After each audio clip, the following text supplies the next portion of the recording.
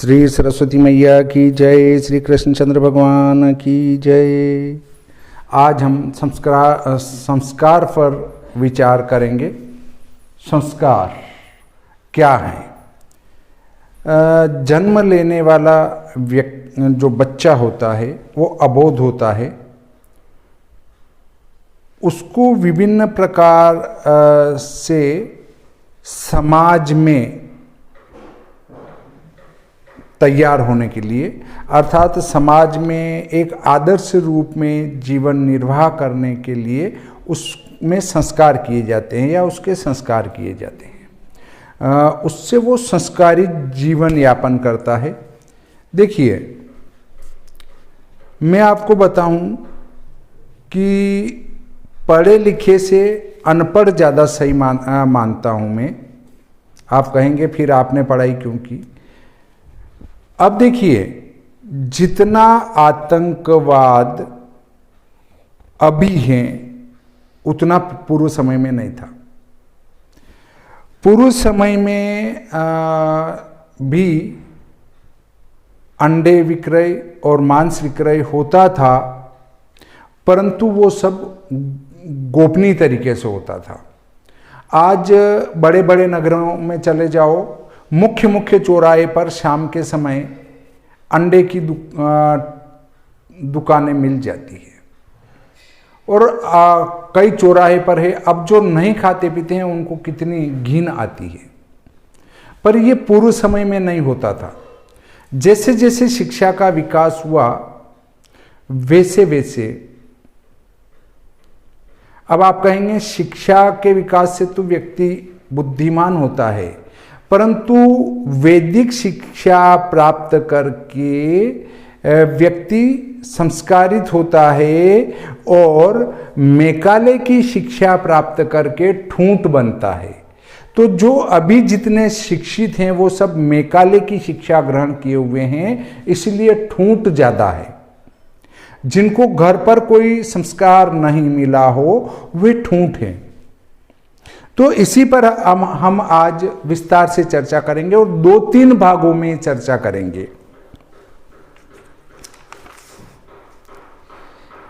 गर्भाद्यान्यास पर्यंता संस्कारा सोर्ध्वदेहिका ते सर्वे अत्र निरूप्यन्ते हेतुवाद परिष्कृताः। दिनचर्या की भांति हमारी जीवनचर्या भी नियमित है। जन्म से लेकर मृत्यु पर्यंत मानव जीवन का गंभीर अध्ययन करके महर्षियों ने उसके पूर्ण विकास, एक ऐसा विकास जिसमें शरीर, मन, आत्मा तीनों की सर्वांगीण उन्नति हो के लिए जिन सुनहले नियमों की रचना की है उन्हें हम जीवनचर्या के नियम कहते हैं। संस्कार इसी जीवनचर्या के प्रमुख अंग हैं। प्रस्तुत अध्याय में हम इन्हीं संस्कारों पर विचार करेंगे और दिखलाएंगे कि दैनिक चर्या की भांति जीवनचर्या की शास्त्र निर्दिष्ट यह सभी क्रियाएं कितनी वैज्ञानिक यथा अर्थपूर्ण हैं। देखिए, ये इसको हम संस्कार पढ़ते हैं, जबकि इसका आधा माह होता है संस्कार। संस्कार का अर्थ है संस्कारित करना। ये हमने 16 प्रकार के पढ़े हैं, परंतु अलग अलग विद्वानों ने इनकी संख्या अलग अलग निर्धारित की है। तो उनको भी मैं आपको बताऊंगा कि कौन से विद्वान ने कितने संस्कार बताए हैं। संसार में 2 प्रकार की वस्तुएं हैं, एक प्राकृत और दूसरी संस्कृत। प्रकृति आदि पुरुष की कार्य रूपा शक्ति ही अखिल विश्व का मूल है। संपूर्ण दृश्यादृश्य पदार्थ मानो इसी अबोध बालिका के स्वरचित खिलौने हैं, जिनसे वह प्रतिक्षण खेलती रहती हैं। मानव भी इसी का बनाया हुआ खिलौना है, परंतु यह कुछ विलक्षण तरह का खिलौना है। यह विलक्षणता और कुछ नहीं, केवल मनुष्य की वह ज्ञान शक्ति है जिसके बल पर वह नितांत परवश खिलौना मात्र होते हुए भी प्रकृति प्रकृति राज्य के प्रति विद्रोह करता है। प्रकृति की निर्माण की हुई वस्तुओं को उसी रूप में देखकर उसे प्रसन्नता नहीं होती, किंतु प्रत्येक वस्तु को काट छांट कर संस्कृत करके उसे वह अपने लिए उपयोगी बनाकर प्रसन्नता अनुभव करता है। संस्कार की यह प्रबल भावना उसकी दूसरी विलक्षणता है। देखिए, कोई भी वस्तु है वो प्रकृति प्रदत्त है। अब उसमें किसी प्रकार की काट छांट करके नया निर्माण करना ही संस्कार कहलाता है। जैसे हम प्रकृति ने हमें मिट्टी दी है, रेती दी है, पेड़ पौधे दिए हैं, तो उस मिट्टी, रेती आदि से हम एक भवन का निर्माण करते हैं। पेड़ पौधों की टहनियाँ काट कर और हम दरवाजे आदि बनाते, तो वो संस्कार करने से एक भवन का निर्माण हो जाता है। उसी प्रकार मनुष्य के अंदर विभिन्न संस्कार करने से वो एक आदर्श जीवन या उसका एक आदर्श जीवन निर्माण होता है। पूर्व समय में हमारे ऋषि मुनि वैदिक ज्ञान प्रदान करते थे और उन वैदिक ज्ञानों के बल पर हमारे सभी प्राणी एक आदर्श जीवन का निर्वाह करते थे।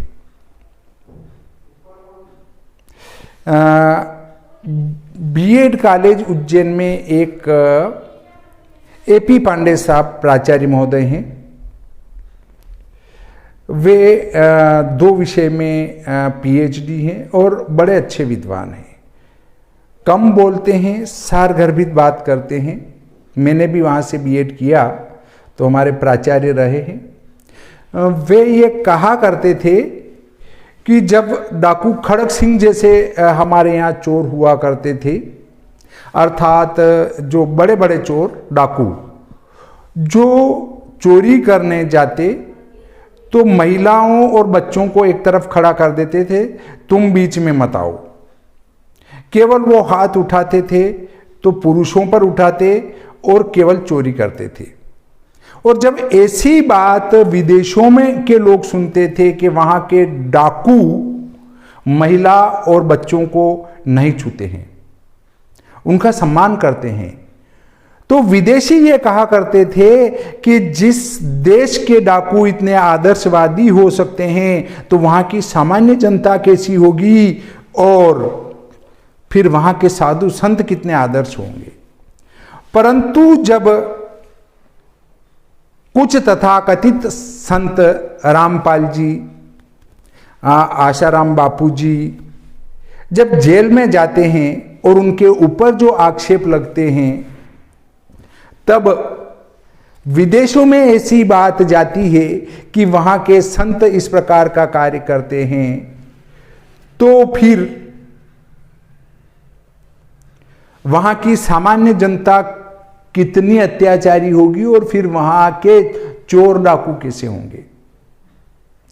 तो ये मैकाले शिक्षा पद्धति के दोष हैं जिसमें संस्कार नहीं दिए जाते हैं। उनको संस्कार नहीं दिए जाने के कारण से वे संस्कारित नहीं होते हैं और केवल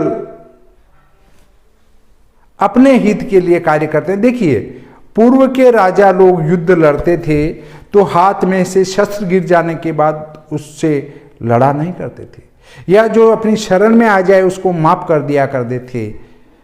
अब ऐसे हमारे यहाँ के आदर्श राजा हुआ करते थे, परंतु जब मुगलों का आक्रमण हुआ और अंग्रेजों का आक्रमण हुआ, इन दोनों लोगों ने ये चीज सिखाई कि किसी भी प्रकार से शत्रु को मार दिया जावे, छल कपट भेद आदि करके।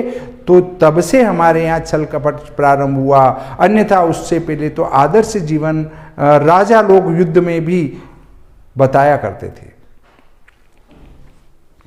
तो प्रकृति ने जिनको जिस रूप में उत्पन्न किया है उसी रूप में वे वस्तुएं प्राकृत कहलाती हैं और मनुष्य द्वारा काट छांट होकर परिष्कृत तथा संशोधित रूप में आ जाने पर उन्हें ही संस्कृत कहा जाता है। पर्वत उपत्यकाओं में कलकल करके स्वच्छंद गति से प्रवाहित होने वाले झरने तथा सरिताएं प्राकृत हैं और सिंचाई के लिए बनाई गई नहरें संस्कृत। नहरें क्या है? संस्कृत है। नदियां क्या है? प्राकृत हैं। प्रकृति ने अनेक प्रकार के अन्न, धान्य, फल, मूलादि उत्पन्न किए हैं। मनुष्य उनको संस्कृत करके कूट पीस कर घृतादि में तलकर या अन्य विधि से सुंदर सुस्वादु मिष्टान्न का रूप दे देता है। प्रकृति ने कपास, ऊन आदि की रचना की, किंतु मनुष्य ने उसके विविध संस्कार करके जो दिव्य परिधान तैयार किए हैं वे मनुष्य की संस्कारमयी भावना के ज्वलंत प्रमाण हैं।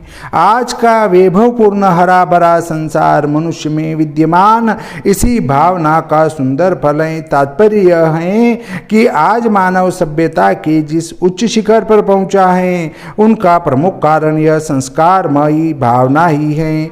यह भावना प्राकृत तथा ईश्वर प्रदत्त है। वैदिक षोडश संस्कार इसी भावना के विशुद्ध तथा परिमार्जित रूप हैं।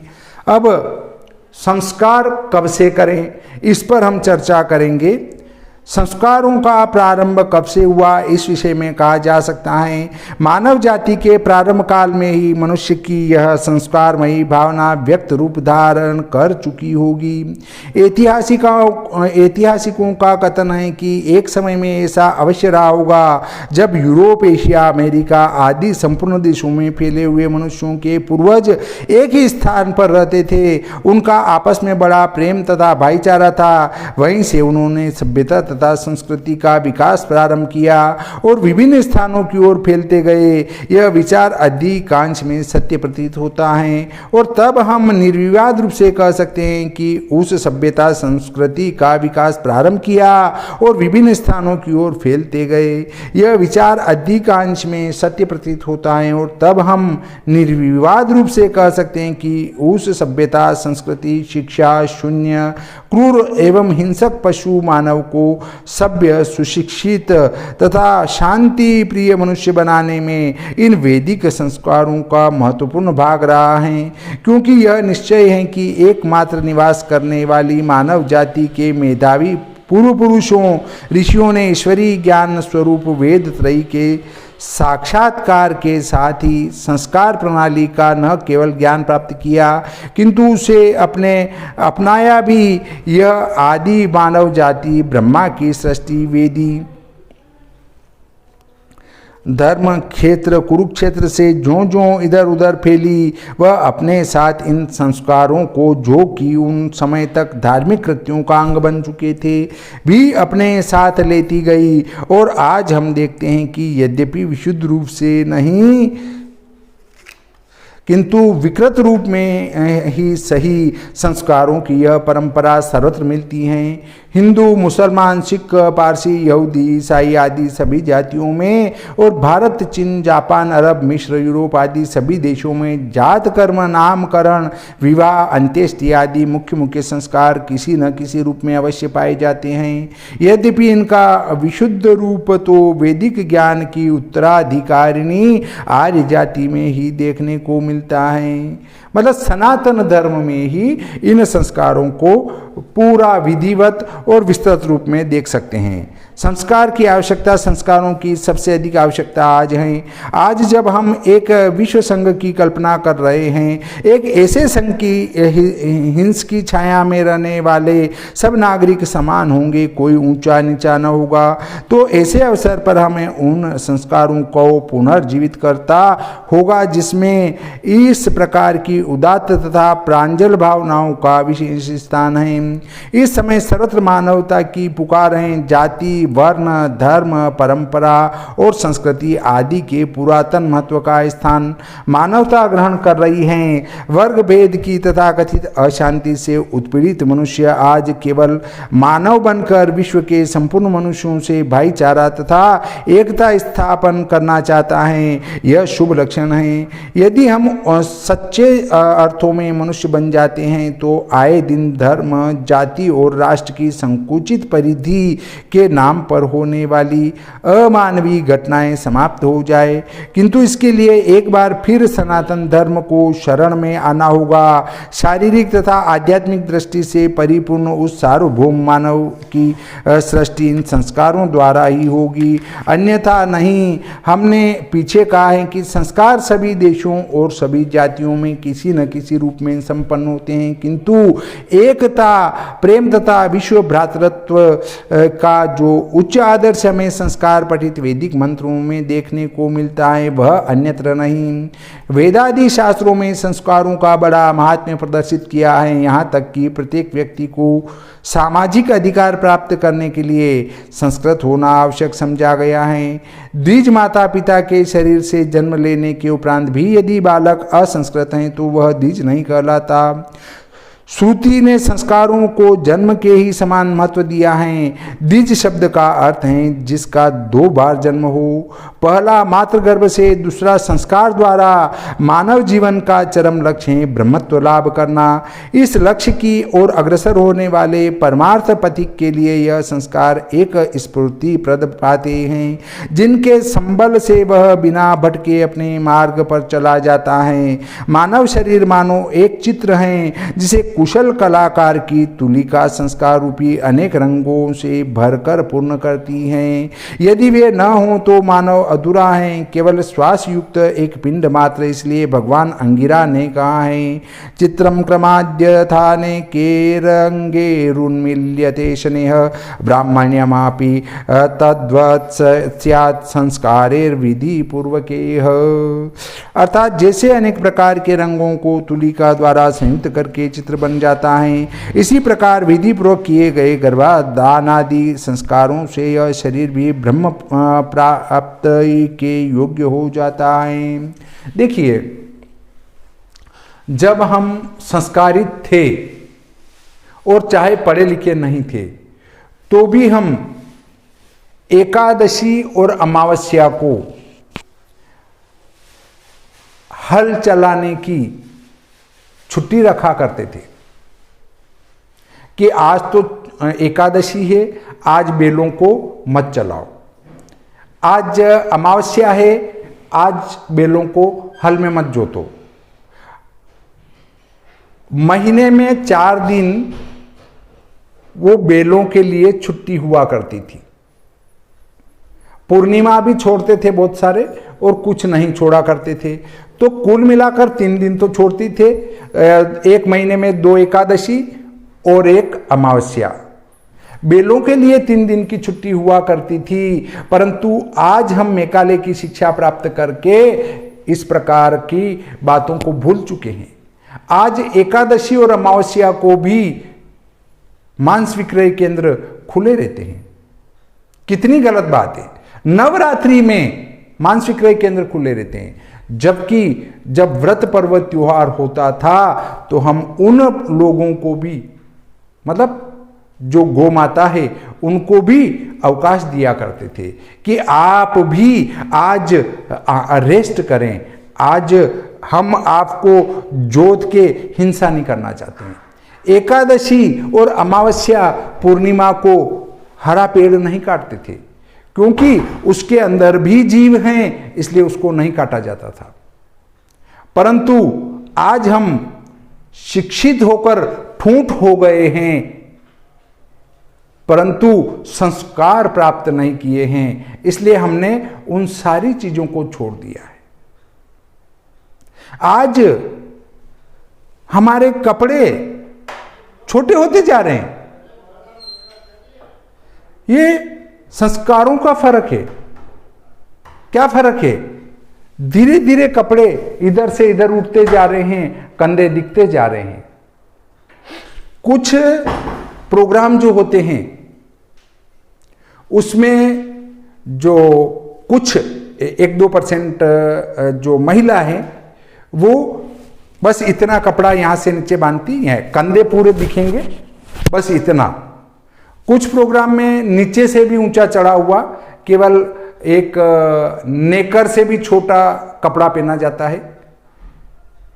नेकर से भी छोटे कपड़े पहने हुए आप पिक्चर में देख सकते हैं। आप कहेंगे कि ये पंडित जी कुछ भी कह देते हैं, पर जब आप पिक्चर देखते हैं वहां तो उनको नहीं कहते हैं यार ये गलत कपड़े पहन के आई है, गलत कर रही है, परंतु जब मैं बोल के कह रहा हूं तो आपको गलत लगेगा। अब देखिए बहुत सारी जगह क्या देखा है, पूरे कपड़े खुले, केवल यहां दो थोड़ा कपड़ा बांध लेगी और एक अंडरवियर टाइप। तो भैया तुम ये तो सोचो कि तुमने पूरा शरीर खुला रख रखा है, कि यहां इतनी जगह में क्या गोपनीय है, या इतनी जगह में जहां आपने चड्डी पहनी वहां क्या गोपनीय है, जो इतनी जगह में ही तुमने ये कपड़ा पहना। अरे भाई कुछ तो शर्म करो। कपड़े इज्जत ढकने के लिए पहने जाते हैं, न कि शो दिखाने के लिए। आप ये अंग प्रदर्शन करके क्या दिखाना चाहते हैं? अगर आपको लगता है कि हम पढ़े लिखे हैं तो हमें तो वो उस ढंग से रहना पड़ता है। बहुत सारे क्या कहते हैं, जमाना बदल गया है। अरे जमाना बदल गया है भाइयों तो नंगे घूमते फिरो ना, जमाना बदल गया है, नंगे घूमो। अब तो कपड़े पहनने की कहां जरूरत है, हम तो 21वीं और 22वीं और 25वीं सदी में जा रहे हैं। देखिए यही संस्कारों का फर्क है।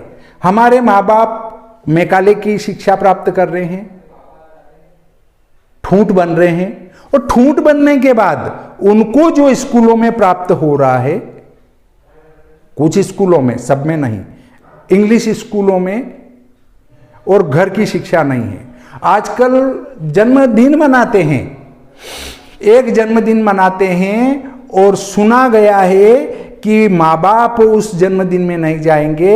अगर लड़की का जन्मदिन है तो वो अपने फ्रेंडों के साथ होटल में मनाएगी, और लड़के का है तो वो भी होटल में मनाएगा, माँ बाप नहीं जाएंगे। किसी के माँ बाप नहीं आएंगे, वहाँ शराब पिया जाएगा और डांस किया जाएगा, अश्लील डांस।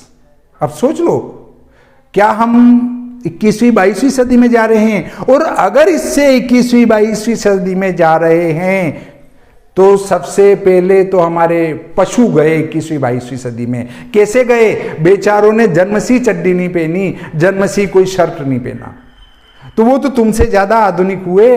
न कोई शर्म न कोई पीड़ा, जहां कहो वहां जाके बैठ जाते हैं।